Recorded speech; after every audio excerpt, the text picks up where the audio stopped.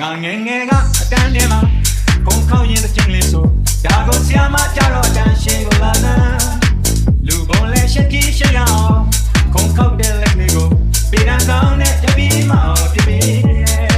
ကျွန်တော်ငယ်ငယ်ကအတန်းထဲမှာကြောက်ကပ်ပြီးတစ်ချိန်ရင်ဆရာမဒေါသကရဆန်းခုံပေါ်မှာငိုခဲ့တဲ့မြေရင်ခုတစ်ချိန်ကလေးဖြစ်သွားပြီဆရာမဒေါသဆင်နိုင်ဖို့ပါကျွန်တော်ဆိုနေတဲ့ခုစတချိုးကိုစိတ်တန်းရင်ရှိသောမှာထိုင်နေတဲ့ဆရာမတော့မမီနဲ့မခင်ဘူးငယ်ငယ်ကဆိုးဆိုးဘဝနဲ့ဆရာမရိုက်တူတဲ့သူအဆိုတော်ကြတာတည်တဲ့လွမ်းမှုကမော်လဲနော်ငါငယ်ငယ်ကအတန်းထဲမှာ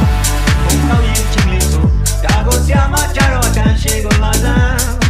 လူကုန်လဲရှက်ကြီးရှက်ရအောင်ဘုံပေါက်ပြလက်လေးကိုပေတံဆောင်နဲ့ရပြီးမအောင်ပြပေး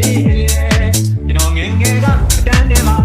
ကြောက်ကပ်ပြီးချင်းရင်ဆရာမဒေါသကရဆန်းခုံပေါ်မှာ